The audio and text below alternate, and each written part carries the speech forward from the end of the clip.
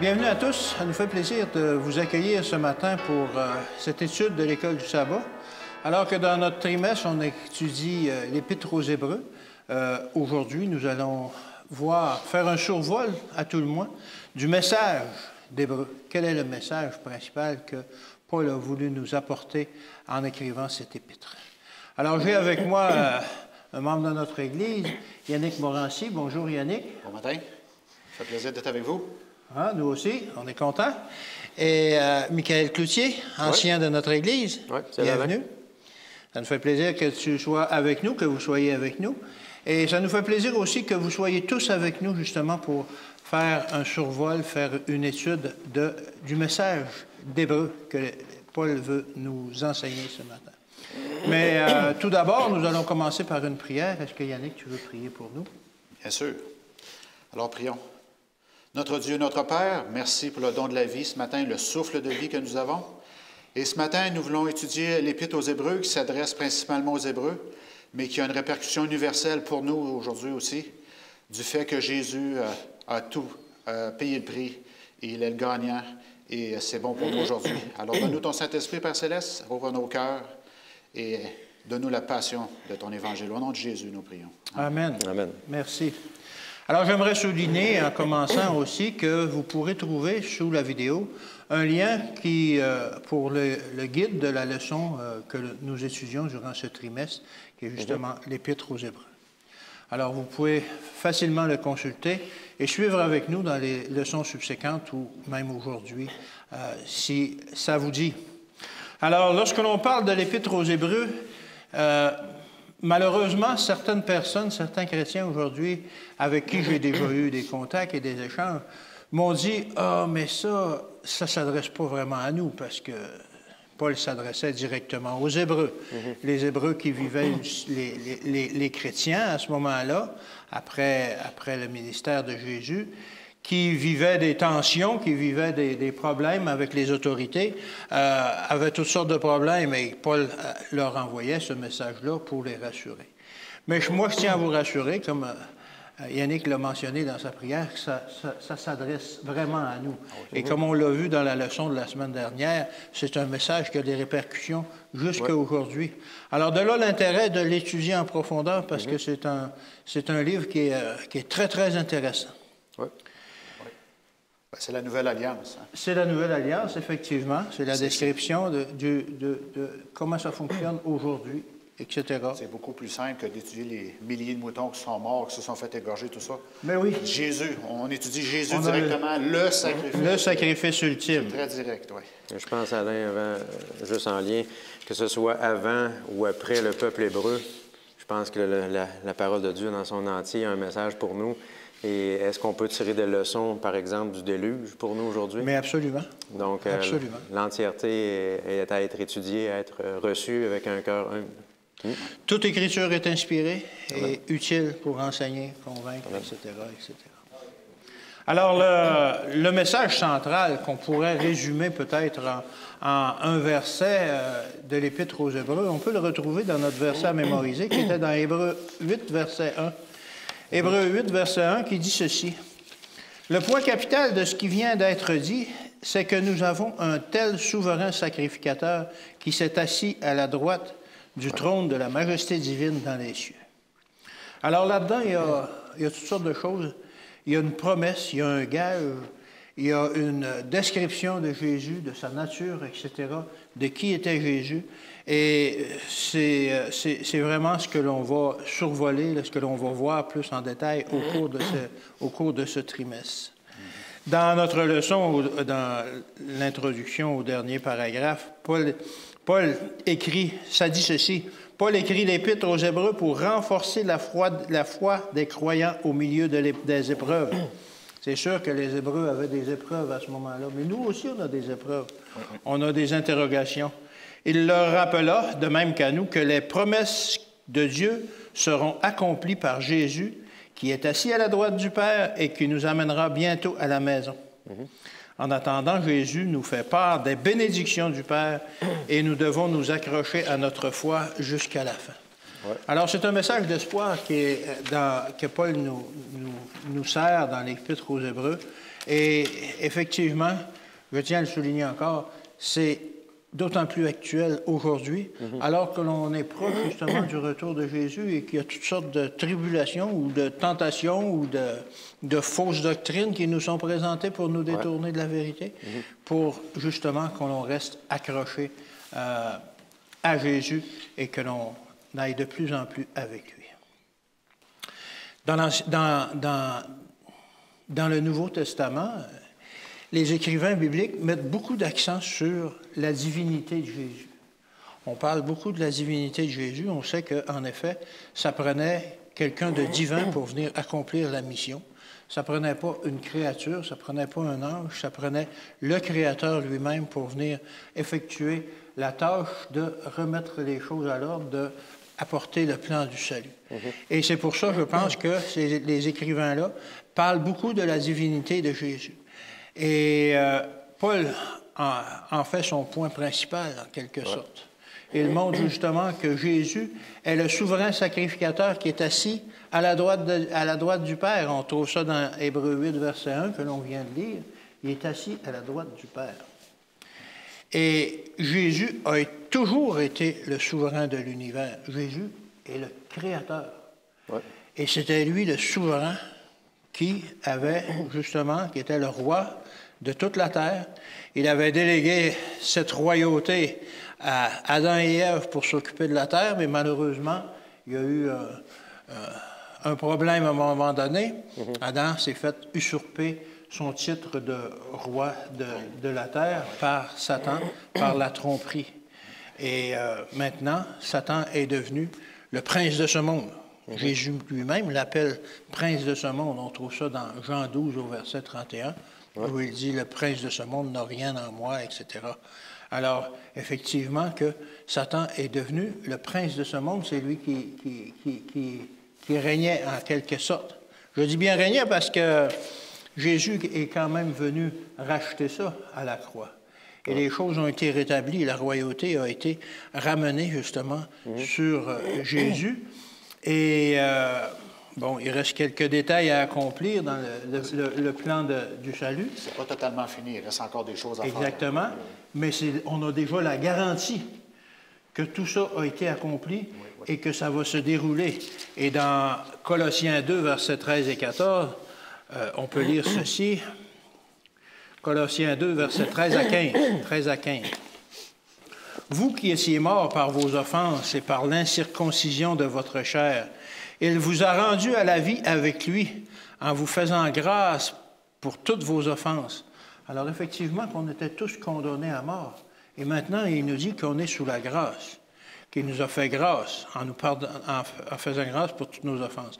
Il a effacé l'acte dont les ordonnances nous condamnaient et qui subsistait contre nous, et il l'a éliminé en le clouant à la croix. Il a dépouillé les dominations et les autorités et les a livrées publiquement en spectacle en triomphant d'elles par la croix. Alors, c'est un triomphe. C'est un triomphe total que Jésus a accompli à la croix.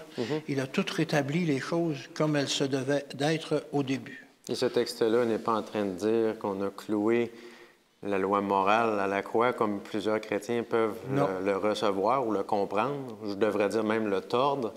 Mais il est en train de dire finalement que la conséquence de la transgression de la loi est tombée sur Jésus, le législateur. Donc, c'est pour ça que ça devait être Dieu qui devait venir. C'était lui, le législateur. Et c'est la condamnation qui a enlevé sur nous, qu'est-ce qui pesait sur nous. Alors, ça, c'est un triomphe, effectivement. J'aime comprendre ce verset-là, moi, quand il dit qu'il a effacé l'acte dont les ordonnances nous condamnaient et qui subsistait contre nous, c'est qu'il a effacé le jugement. Et quel est ce jugement? Quelle est cette condamnation qui pèse sur nous? Le salaire du péché, c'est la mort. La mort éternelle. Alors, cette condamnation-là qui était au-dessus de notre tête comme une épée de Damoclès prête à tomber, a été justement clouée à la croix, pris par Jésus, payé par Jésus, et maintenant, le salut est disponible pour nous. Pour tous. Pour tous. Oui. Pour tous, effectivement. Jésus qui est la vie a triomphé sur la mort. Mais oui. Qui est la vie, je devrais dire. Jésus est la vie. Amen. La vie éternelle, c'est lui, c'est son côté divin. J'aimerais justement, pour explorer un peu plus le livre d'Hébreux, qui nous présente justement Jésus, alors que Dieu nous présente Jésus. J'aimerais qu'on prenne Hébreux 1, versets 5 à 14. Hébreux 1, versets 5 à 14. Ça nous parle d'un sujet particulier. C'est Dieu, le Père, qui est en train de présenter Jésus à toute la cohorte d'anges dans le ciel. Ouais. Et on peut comprendre qu'il se doit un peu de faire ce travail-là ou cette tâche-là parce que les anges sont des créatures, ils ont été créés. Et ils se réveillent un matin, ils sont créés et ils voient deux personnages, Dieu le Père et Jésus qui sont sur le trône. Alors, ils savent très bien que Dieu le Père, c'est le Créateur, c'est lui qui les a amenés à la vie. Mais qui est l'autre? Qui est l'autre qui est assis sur le trône? Alors, Dieu prend un moment, justement, pour leur présenter ce personnage. Alors, on va commencer à lire au verset 5, tranquillement. « Car auquel des anges Dieu a-t-il jamais dit, « Tu es mon fils, je t'ai engendré aujourd'hui. » Et encore, « Je serai pour lui un père, et il sera pour moi un fils. » Et de nouveau, lorsqu'il introduit dans le monde le premier-né, il dit que tous les anges de Dieu l'adorent. Merci, on va s'arrêter là pour l'instant. Oui. Alors, on voit justement que Dieu présente Jésus en disant « Tu es mon fils et je t'ai engendré aujourd'hui ». Il faut très bien comprendre que le mot « fils » ne veut pas dire créature, mais personne d'importance au sein du royaume. Coexistant. Hein? Coexistant. Disent, hein? C'est ça, oui, parce qu'on le voit au verset 6. Je serai un père et il sera pour moi un fils. Et de nouveau, au verset 6, lorsqu'il introduisit dans le monde le premier-né, qu'est-ce que ça veut dire? Comment on peut interpréter ça, le premier-né, celui-là qui a été créé le premier? Toujours été avec lui. Pas du tout, hein? C'est le plus important. Comme David, qui était le premier-né de son père, mais qui était le dernier, le plus jeune. Il y avait 7 frères, je pense, avant lui. C'est un rôle on va dire, de position, d'autorité que Dieu donne à son Fils, et non... un ordre chronologique. Oui, c'est ça. C'est pas un ordre chronologique, c'est un ordre d'importance. Ça réfère aux prémices aussi, qui est une bénédiction spéciale qui était répandue aussi. C'est comme un genre d'autorité qui est donné, hein, je dirais. Oui, effectivement. Il était justement en train d'établir l'autorité de Jésus qu'il avait dans le ciel à ce moment-là. Et à la fin du verset 6, il dit que tous les anges de Dieu l'adorent. Oui. Alors, c'est vraiment un signe divin, cela. Est-ce que Dieu le Père a forcé le ciel à adorer quelqu'un qui n'était pas Dieu? Il a forcé finalement toutes ces créatures à commettre l'idolâtrie et finalement les condamner dans la mort. Exactement. Donc, un genre d'adoration. Il n'y a pas une petite adoration, une grande adoration. Non, exactement. Et on retrouve différents passages dans la Bible où des personnages se sont mis à genoux devant les anges et les anges ont dit non, non, non. Ouais. Fais pas ça. On fait ça devant Dieu seulement, pour Dieu seulement, l'adoration. Et Philippiens 2 nous rappelle ça encore une fois. Je pense que c'est l'apôtre Paul qui a écrit Hébreux, mais qui nous dit que tous genoux fléchissent devant Jésus, dans les cieux, sur la terre et sous la terre. Et que toute langue confesse que Jésus-Christ est Seigneur à la gloire de Dieu le Père. Donc, si on se prosterne devant Jésus, comme l'Épître aux Hébreux le dit, bien écoutez, on reconnaît qu'il est divin. On reconnaît sa divinité. Sa divinité, exact. Et il est divin. Ouais. On peut continuer, si tu veux, lire encore au verset 7. De plus, il dit des anges. Il fait de ses anges des esprits et de ses serviteurs une flamme de feu. Mais il a dit au Fils, ton trône, ô Dieu, est éternel. Le sceptre de ton règne est un sceptre d'équité. Merci. Alors, c'est sans équivoque ici, hein? Ton trône, ô Dieu. Oui. Il parlait à Jésus. Il a pleine autorité, pleine divinité. Pleine autorité, pleine divinité. Oui. Et au verset 9, tu as aimé la justice et tu as haï l'iniquité, c'est pourquoi, ô Dieu encore, ton Dieu t'a oint d'une huile de joie au-dessus de tes collègues. Oui. On a deux dieux en partant là. Ben, on en a un. On en a formé par deux personnes. Oui. Donc, quand on parle de Trinité dans la parole de Dieu, ben, on en a déjà des éléments. Il n'y en a plus qu'un troisième, effectivement. Tu as aimé la justice et tu as... non, je l'ai lu celui-là au verset 10. Et encore, toi, Seigneur, tu as au commencement fondé la terre et les cieux sont l'ouvrage de tes mains. Jésus, Dieu créateur. Ouais. On nous le présente comme ça, Jésus, Dieu créateur. Comme dans Jean, chapitre 1. Oui. Ils périront, mais tu subsistes. Ils vieilliront tous comme un vêtement. Tu les rouleras comme un manteau. Ils seront changés.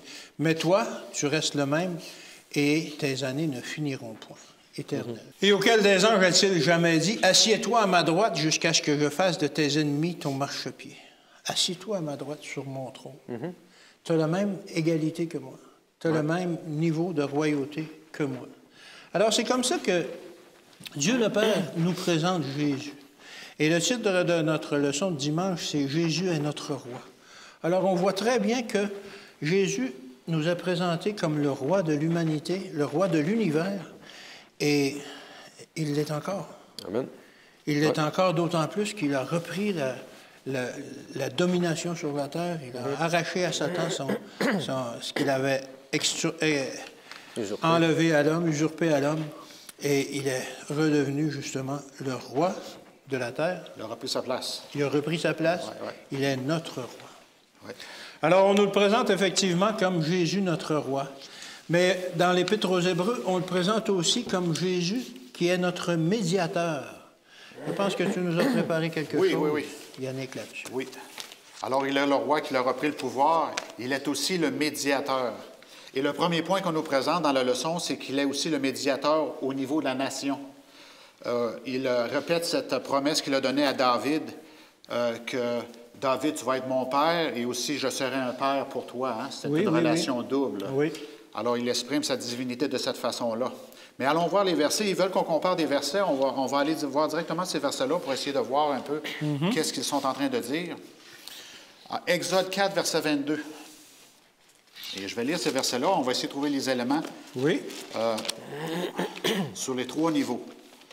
Il se dit ceci. « Tu diras à Pharaon, ainsi parle l'Éternel, Israël est mon fils, mon premier-né. Hein? C'est comme un prémisse. On parlait de prémisse tout à l'heure. Je te dis, laisse aller mon fils pour qu'il me serve. Si tu refuses de le laisser aller, voici, je ferai périr ton fils, ton premier-né. » Alors, la première affirmation que Dieu dit ici, c'est qu'Israël est mon fils. J'ai une relation très spéciale que je protège Israël ici. Alors, allons voir la comparaison avec 2 Samuel 7, versets 12 à 14. « Quand tes jours seront accomplis et que tu seras couché avec tes pères, j'élèverai ta postérité après toi, celui qui sera sorti de tes entrailles, et j'affermirai son règne.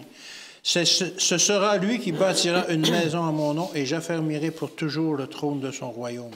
Je serai pour lui un père, et il sera pour moi un fils. S'il fait le mal, je le châtierai avec la verge des hommes et avec les coups des enfants des hommes. » Oui. Alors, c'est un peu un message qui s'adresse au prochain roi, mais il s'adresse aussi au Messie qui va venir et qui va prendre le contrôle, si vous voulez. Oui.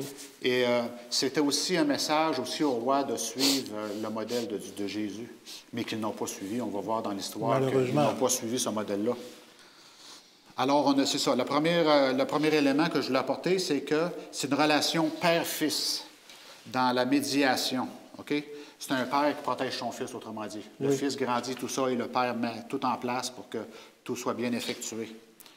Le deuxième élément qu'on a donné, c'est dans Deutéronome 12, versets 8 à 10.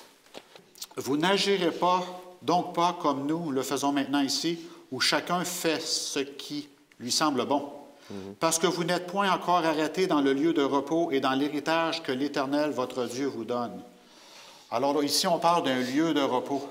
Alors le Père avait planifié une place où ils allaient pouvoir vivre leur vie et expérimenter cette sainteté et cette vision que Dieu avait pour eux dans la Canaan céleste. Oui. Alors c'est le deuxième point qu'on est en train de voir là, dans Deutéronome 12. Et l'autre, la comparaison est dans 2 Samuel 7, 9 à 11. Autrement dit, c'est juste avant de ce que nous venons de lire. J'ai été avec toi partout où tu as marché. J'ai exterminé tous tes ennemis devant toi, et j'ai rendu ton nom grand comme le nom des grands qui sont sur la terre. J'ai donné une demeure à mon peuple, à Israël, et je l'ai planté pour qu'ils y soient et ne soient plus agités, pour que les méchants ne l'oppriment plus comme auparavant. Et comme à l'époque où j'avais établi des juges sur mon peuple d'Israël, je t'ai accordé du repos en te délivrant de tous tes ennemis, et l'Éternel t'annonce qu'il te créera une maison. OK. Alors, on a un autre élément ici je vais te créer une maison, mais premièrement, il avait dit quoi? Je vais te planter à quelque part. Nous savons c'est la Canaan terrestre. Oui. Afin qu'il puisse être comme un témoin. Hein? Je t'établis des juges. Et pour le repos, encore une fois. Alors, le deuxième élément, c'est un lieu de rencontre. Et là, ça nous a présenté aussi que ça va être le temple. Alors, allons voir le troisième élément qui est dans Deutéronome 12, 13 et 14. Ça dit ceci. « Garde-toi d'offrir tes holocaustes dans tous les lieux que tu verras. Mais tu offriras tes holocaustes au lieu que l'Éternel choisira dans l'une de tes tribus, et c'est là que tu feras tout ce que je t'ordonne. » Alors, Dieu avait choisi des places où ils pouvaient faire leurs sacrifices, tout ça, leur fête, mais la place principale, nous le savons, c'était à Sion, n'est-ce pas? Le temple de Jérusalem. Ouais. Où est-ce que toutes les prophéties vont s'accomplir aussi. Alors, c'est ça qu'on disait, les promesses à Israël seront alors accomplies à travers le roi davidique promis. Et comme nous l'avons déjà cité, les rois davidiques ont fait leur volonté et ils sont tombés, ils n'ont pas exécuté ce que Dieu voulait d'eux. Malheureusement. Mais à la fin, c'est une bonne nouvelle, c'est que Dieu a envoyé son fils et lui, il a rétabli les choses avec David, son père. N'est-ce pas? Et là, toutes les promesses ont pu être exécutées au travers de Jésus. Ouais. Alors, c'est pourquoi Jésus, c'est le médiateur de la bénédiction de Dieu pour nous. Alors, ça nous dit, si notre espérance ultime du salut ne se trouve qu'en Jésus et ce qu'il a fait pour nous. Amen. Ouais, ouais. Et c'est le message, et c'est le grand message aussi de l'Épître aux Hébreux, qui essayait de dire aux Hébreux, oui, votre culture est à Jérusalem et là, mais n'oubliez pas le thème central de tout ça, c'est Jésus, hein, le grand prêtre, tout ça. Là. Effectivement, leur culture était riche de symbolisme, de traditions, etc. Mais le Messie était la révélation ultime de tout ce qu'ils avaient vécu auparavant.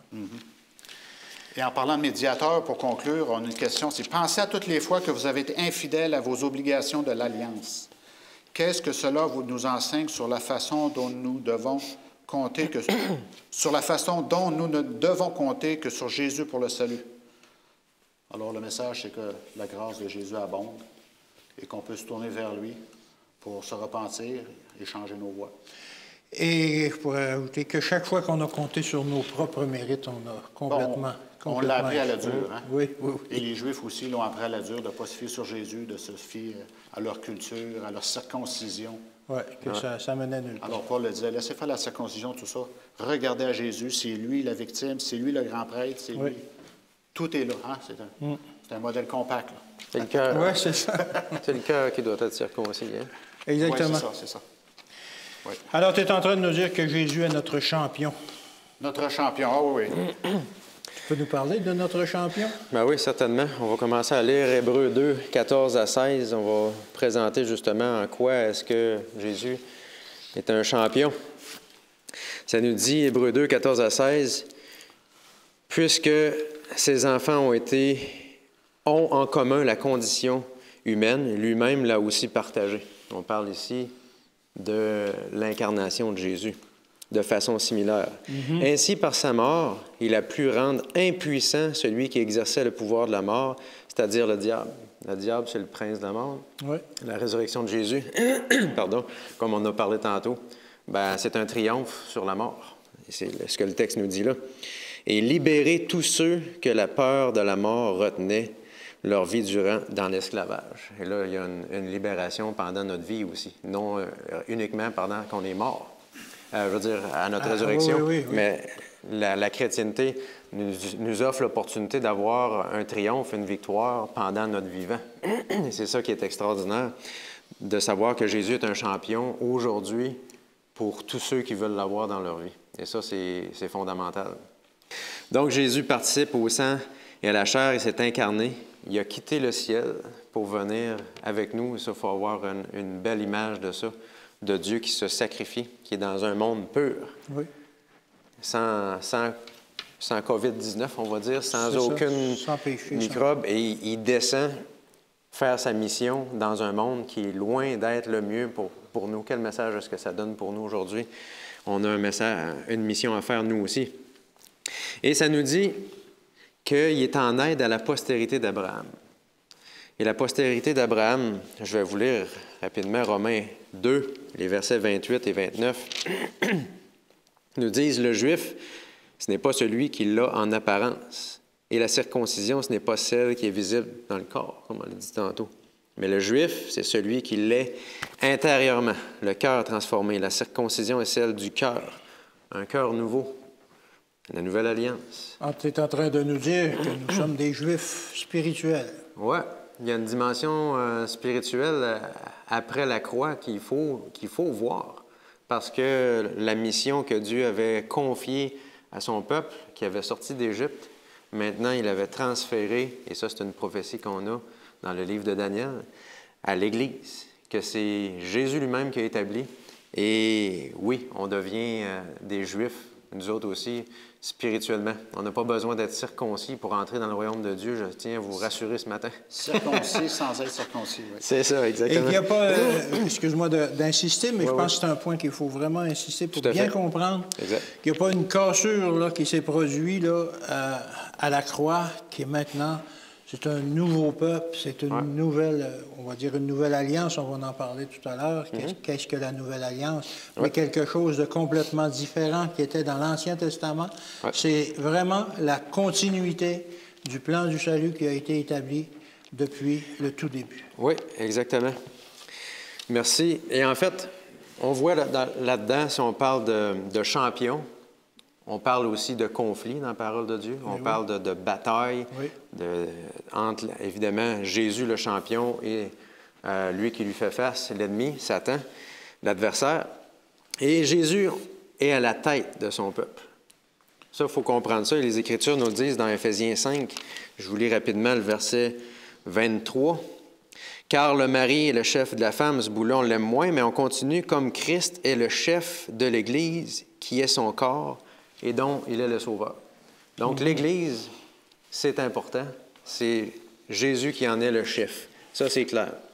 Et Jésus, est-ce qu'il a combattu pour son peuple? Je vais lire dans le livre d'Apocalypse, le verset 19, à partir du verset 11, Apocalypse 19, 11. « Ensuite, je vis le ciel ouvert, et voici qu'un cheval blanc apparut. Celui qui le montait s'appelait Fidèle et Véritable. » On parle de Jésus. Oui. « Il juge et combat avec justice. Ses yeux étaient comme une flamme de feu, et il y avait de nombreuses couronnes sur sa tête. » Ça nous fait penser à la vision dans le livre de Daniel, encore une fois. « Il portait un nom écrit que personne d'autre que lui ne connaît. Il était habillé d'un vêtement trempé de sang. Son nom est la parole de Dieu. » On parle de l'Évangile de Jean.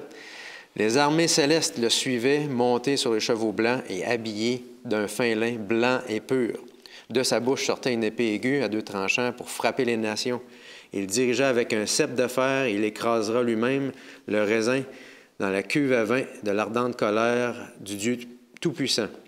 Il portait sur son vêtement et sur sa cuisse un nom écrit, Roi des rois, Seigneur des seigneurs. » On parle de Jésus, qui est le roi. On fait référence à ce qui était tantôt. Donc, Jésus est à la tête. Jésus combat pour son peuple. On vient de le voir dans l'Apocalypse. Apocalypse 17 nous dit que Jésus est roi, au verset 14. Jésus est juge. On voit ça dans Jean 5, versets 22 et 23, que le Père a remis tout jugement au Fils. Oui. Et on peut lire peut-être le premier livre de Samuel, un passage aussi qui est important au chapitre 8. 1 Samuel, chapitre 8. Et je vais lire les versets 6 et 7. « Cela déplut à Samuel qu'il dise, « Donne-nous un roi pour nous juger. » Et il pria l'Éternel. L'Éternel dit à Samuel, « Écoute le peuple dans tout ce qu'il te dira, car ce n'est pas toi qu'il rejette, c'est moi, afin que je ne règne plus sur eux. Ils agissent envers toi comme ils l'ont toujours fait depuis que je les ai fait sortir d'Égypte jusqu'à aujourd'hui. Ils m'ont abandonné pour servir d'autres dieux. » Et là, on fait un parallèle dans la leçon de la semaine. Jésus étant le champion, il y a eu une époque où les champions, on va dire, le peuple de Dieu qui a sorti d'Égypte et qui entre finalement à Canaan, regardent autour d'eux, ils veulent avoir un roi comme les autres. Ils veulent avoir une certaine fierté, de dire, regardez, cet homme-là, là, ça représente la puissance de notre nation et non le Dieu qui nous a fait sortir d'Égypte. On veut avoir un roi comme les autres. On veut que ce soit lui qui nous dirige, que ce soit lui qui nous juge. Mais ce qu'on vient de lire juste avant, c'est que Dieu était toutes ces choses déjà pour eux. Et le texte nous rappelle que c'est Dieu qu'ils ont rejeté en voulant un roi comme les autres nations. C'est vraiment un passage qui est triste, mais que Dieu dit, OK, accompagne-les là-dedans. Prends-le pas personnel, c'est pas toi qui le rejettes. Je pense que c'est bon pour nous encore aujourd'hui de ne pas prendre les choses personnelles. Donc, ils rejettent Dieu comme roi. Éventuellement, ils vont rejeter Dieu comme Messie, Jésus qui est venu. Oui. Mais ça n'en demeure pas moins, qu'on le veuille ou non, que l'auteur de l'Épître aux Hébreux, qu'on croit être Paul, dit que Jésus est notre champion.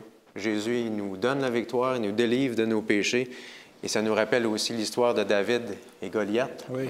C'est la même époque. Deux champions qui se sont affrontés. Deux champions, et l'un des deux va remporter la victoire, il va être libéré, et l'autre va lui être asservi. Et c'est ce que Jésus a fait, a remporté la victoire. Et tout comme David, le fils de David a remporté la victoire c'est ça. En étant crucifié à un endroit particulier qui s'appelait le lieu du crâne, où la fameuse tête de Goliath était dans le coin. Alors, ces deux histoires-là sont vraiment interconnectées. Il faut voir en Jésus un champion. Un champion en qui on peut mettre toute notre confiance, toute notre foi, parce que tu l'as bien décrit avec toutes les fonctions qu'il a et qu'il a déjà accomplies complètement. Alors, la victoire est assurée. Elle est non seulement assurée, elle est déjà là. Elle est déjà là. Ouais. Il ne nous reste qu'à nous accrocher à cette victoire-là et à ce champion-là qui va savoir nous mener jusque dans la Canaan céleste lorsque viendra le temps, que l'on considère de plus en plus près, d'ailleurs. Oui. Et on pourrait dire aussi que David était un disciple du Christ. Oui, effectivement. Il était le petit homme du combat.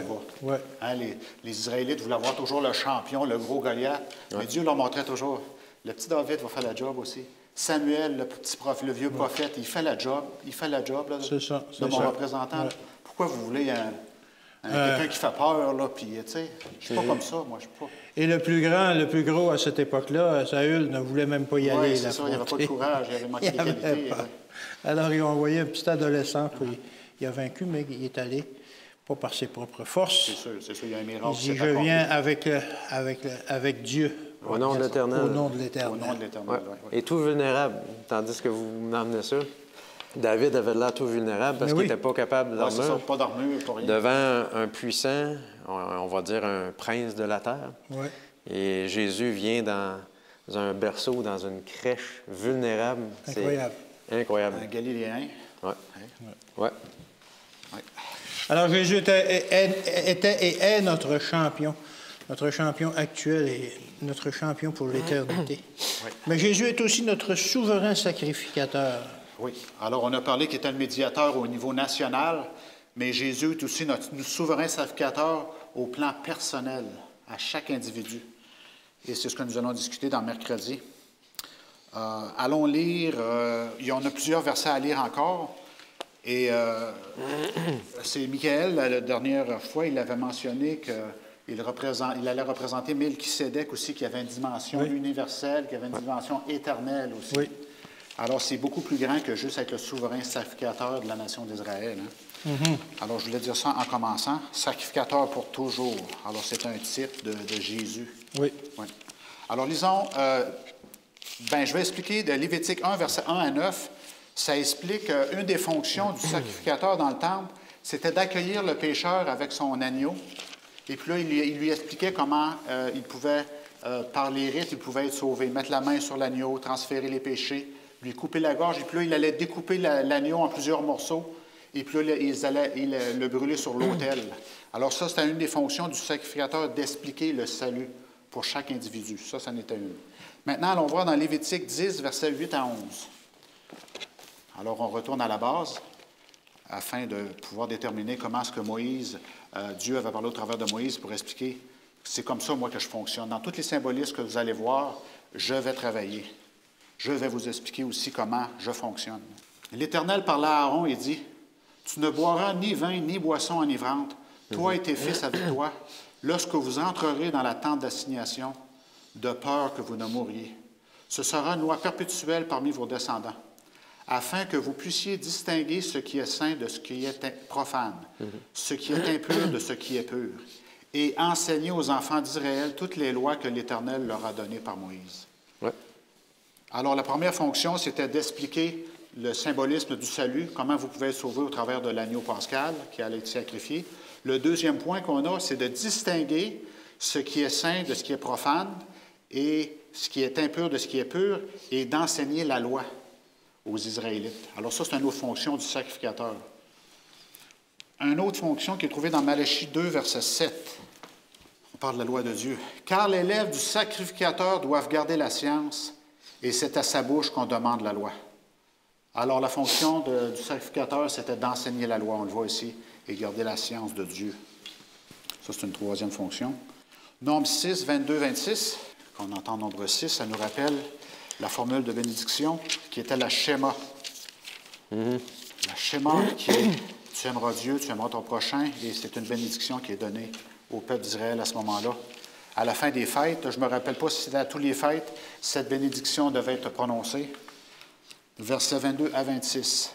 L'Éternel parla à Moïse et dit, « Parle à Aaron et à ses fils et dit, « Vous bénirez ainsi les enfants d'Israël, vous leur direz, « Que l'Éternel te bénisse et qu'il te garde, que l'Éternel fasse luire sa face sur toi et qu'il t'accorde sa grâce, que l'Éternel tourne sa face vers toi et qu'il te donne la paix.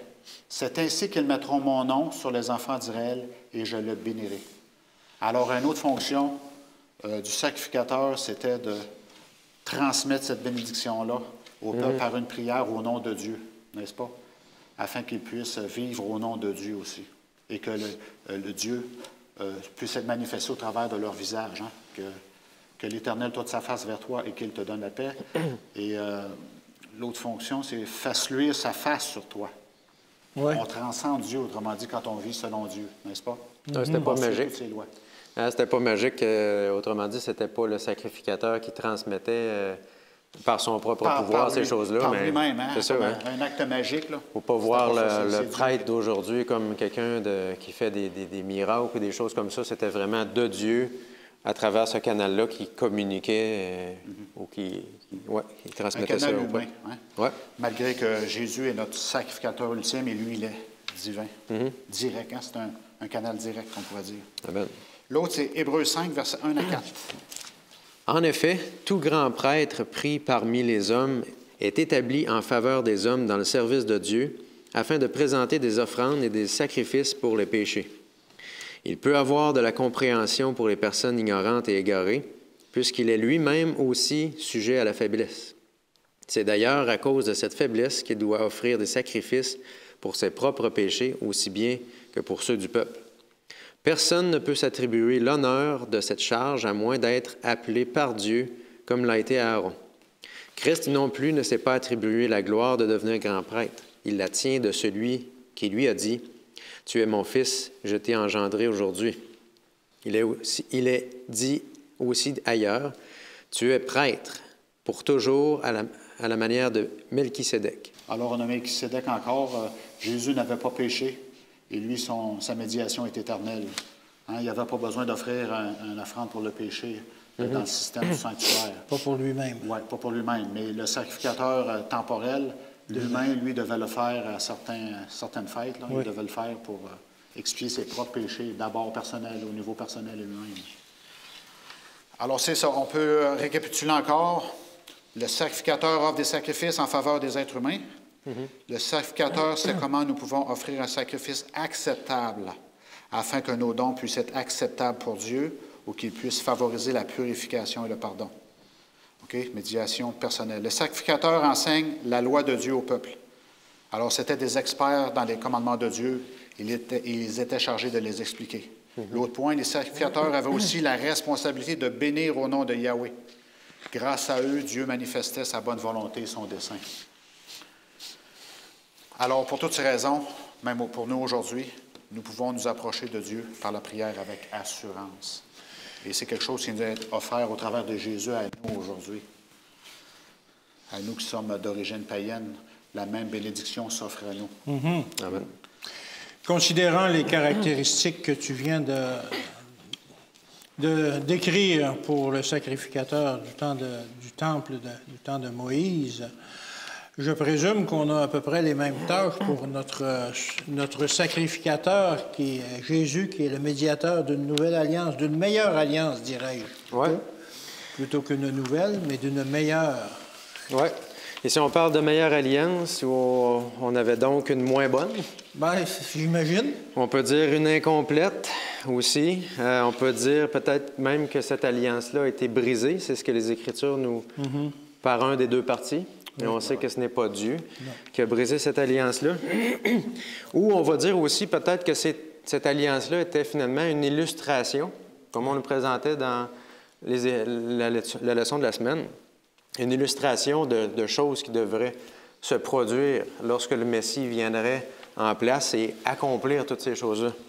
Donc, l'Ancienne Alliance, finalement, illustre toutes ces choses-là qui vont venir et qui vont devenir parfaites lorsque Jésus va venir. Jésus le champion, Jésus le médiateur. J'aimerais lire un texte dans Colossiens 2, 16 et 17 qui nous dit ceci. « Que personne donc ne vous juge au sujet du manger ou du boire ou à propos d'une fête, d'un nouveau mois ou du sabbat. Tout cela n'était que l'ombre des choses à venir, une illustration, l'ombre des choses à venir. Mais la réalité est en Christ. » Je pense que ça ne peut pas être plus clair que ça comme passage. Et en fait, on va en lire un autre dans Hébreux chapitre 8, et le verset 5, Hébreux 8, 5.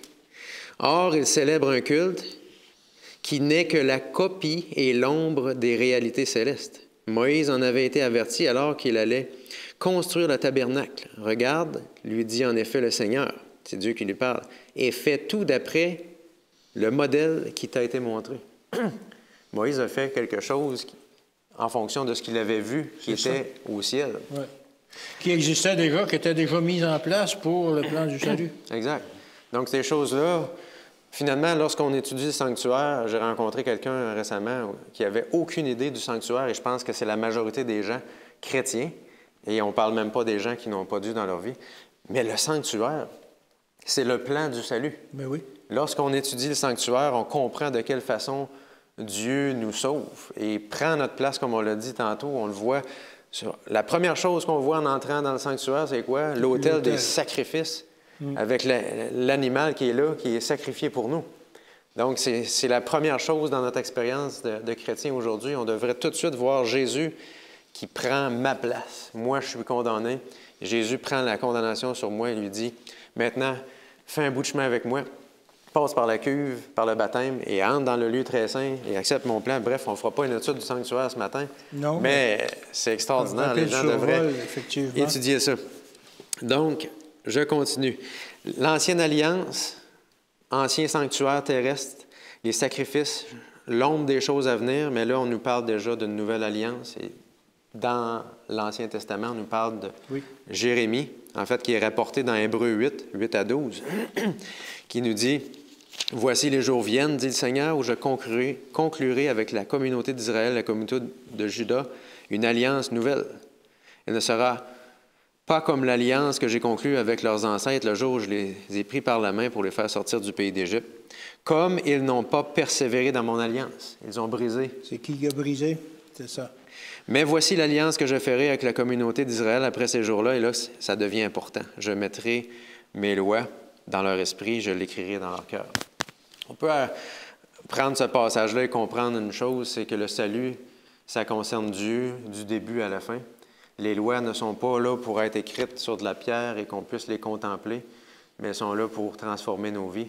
Et c'est ce que Dieu va faire avec nous. Et c'est la raison pour laquelle on va mettre les pieds sur la nouvelle terre, parce qu'on sera des gens que Dieu va avoir transformés. Et ça doit être ça aujourd'hui. La délivrance, c'est non seulement le pardon, mais c'est aussi la transformation. Dieu veut changer nos vies et ça, je trouve ça extraordinaire. Un médiateur, ça résout les conflits. Hein? Oui. Et là, ce n'est pas un conflit de voisinage. La clôture qui est un peu plus d'un bord que de l'autre. Non. C'est un conflit qui est beaucoup plus grand que ça. C'est un conflit cosmique. L'humanité qui a abandonné son Créateur. Ouais. Et l'humanité même qui rejette parfois même son Sauveur. C'est un grand conflit. Donc Dieu pourvoit un médiateur. Il dit les Écritures qui est en même temps un juge et un avocat, qui s'est incarné, qui comprend exactement comment on est fait et qui sait de quelle façon on doit être secouru. Là, je trouve ça extraordinaire. C'est lui qui a mis les pieds dans nos chaussures. Il a marché comme nous sur cette terre pour acquérir cette expérience-là, pour savoir comment on est tenté. Il apporte tout ce bagage-là avec lui au ciel et maintenant, il agit comme médiateur pour nous. C'est merveilleux. Dieu, donc, met tout en place pour assurer la réconciliation entre l'humanité et la divinité. Dieu veut ramener les deux parties ensemble avec Jésus. Et ça, c'est à la croix que ça se passe. Un triomphe. Donc, Dieu propose la nouvelle alliance, comme je viens de le mentionner, la mettre dans notre cœur. Et dans Matthieu 26, le texte dans les versets 27 et 28, peut-être on pourrait le lire. Matthieu 26, c'est la Sainte Sainte. Et Jésus va dire quelque chose de vraiment important. Si on n'a pas compris encore que la nouvelle alliance est en Jésus, versets 27 et 28, il prit ensuite une coupe. Jésus est avec ses disciples, ils font la Sainte Sainte. Et remercia Dieu, puis il la leur donna en disant, « Buvez-en tous, car ceci est mon sang, le sang de la nouvelle alliance, qui est versé pour beaucoup pour le pardon des péchés. » Fait que finalement, le sang des animaux, là, ça ne fait pas grand-chose. Ce n'est pas grâce au sang d'un bouc que je suis pardonné. Ce n'est pas grâce au sang d'un agneau que je suis transformé. Mais c'est grâce à l'agneau de Dieu qui est Jésus, comme a dit Jean-Baptiste, que là, on est pardonné et que là, on est transformé.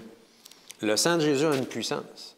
Et c'est grâce à ça, on en a parlé récemment, que Moïse a ressuscité. Parce que plus tard, il voyait le don de sa vie, le Sauveur, Jésus, Dieu. Alors, il se donne, et grâce à ce qu'il va faire plus tard, il sort déjà Moïse de la tombe. Oui. Il l'amène avec lui dans la Canaan céleste. Oui. Et c'est bon pour nous aujourd'hui encore, cette promesse-là. Donc, Dieu pardonne, Dieu transforme. Et le ministère correspond maintenant aux fêtes des expiations dans les fêtes juives. Quand on regarde les fêtes juives de Lévitique 23, on est présentement dans la fête des expiations. Ça veut dire une chose. Jésus est notre sacrificateur, est notre médiateur, il est notre juge, notre avocat, et on a tout intérêt à confesser nos péchés à Jésus pour qu'il soit inscrit dans le temple et qu'il soit effacé lorsque l'expiation va terminer, pour qu'il ne soit pas avec nous encore. Oui, on ne veut pas ça.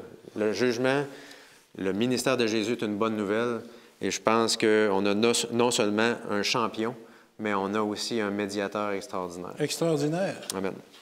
Tout le travail a été fait, tout ce qui devait être fait pour nous offrir justement ce salut-là, qui est merveilleux, auquel on n'avait aucunement accès par nos propres mérites, par notre vie, peu importe, par tout ce qu'on pouvait faire sur la terre, maintenant est accessible pleinement en Jésus, par son sang, comme tu l'as dit. Ouais. Son sang, alors qu'il était avec les apôtres qui représentaient le sang...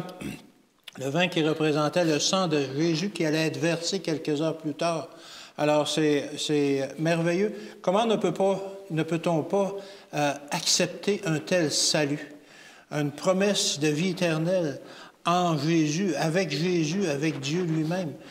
Je vous invite particulièrement à donner votre cœur à Jésus et à continuer ces études qui montrent justement la grandeur de ce salut-là et comment on peut y accéder. Comment on peut y accéder? C'est gratuit. C'est gratuit et nous n'avons qu'à nous en remettre totalement à lui et nous pouvons y avoir accès. Alors, je vous remercie d'avoir participé à cette leçon. Pour terminer, j'aimerais demander à Michael de prier pour une prière finale. Prions. Notre Dieu, notre Père, merci pour ta parole. C'est un trésor pour nous aujourd'hui et je suis sûr que c'est aussi un trésor pour ceux qui nous écoutent. Peut-être qu'il y en a qui ont découvert que Jésus est notre sacrificateur. Même s'il est humain, il est parfait. Il n'a pas péché. Et il est venu sur cette terre pour prendre la faute qui était la nôtre sur lui. Il a remporté la victoire sur la mort alors qu'il a triomphé du tombeau par sa résurrection. Il a été intronisé dans le ciel, dans ce nouveau ministère, dans cette nouvelle alliance. Et maintenant, il est disponible. On a accès à lui, à travers lui, à Dieu, directement. Son sacrifice a été fait une fois pour toutes, nous dit les Écritures, et on peut avoir l'assurance qu'en lui, nous avons non seulement le pardon des péchés et la transformation de notre cœur, mais nous sommes réconciliés avec Dieu et nous faisons partie de sa famille. Merci pour cette belle promesse, cette vérité qui nous fait du bien aujourd'hui. Et je prie, Père, pour que tu sois avec les auditeurs, pour ceux qui débutent peut-être leur parcours avec Dieu, qu'ils puissent s'abandonner à lui et voir en Jésus un champion, un juge avec un cœur aimant, un avocat qui est prêt à plaider auprès du Père pour eux. Ils peuvent avoir l'assurance que même s'ils passent par la mort, qu'ils ont accepté Jésus comme leur sauveur, ils vont triompher eux aussi, comme Jésus en est sorti du tombeau. Accompagne chacun des auditeurs et d'entre nous à travers cette semaine et qu'on puisse sentir la douce présence de notre Sauveur et Seigneur Jésus. En son nom, nous te prions. Amen. Amen. Alors, je vous donne rendez-vous pour la semaine prochaine, pour l'étude suivante, et soyez bénis au cours de cette semaine. Amen.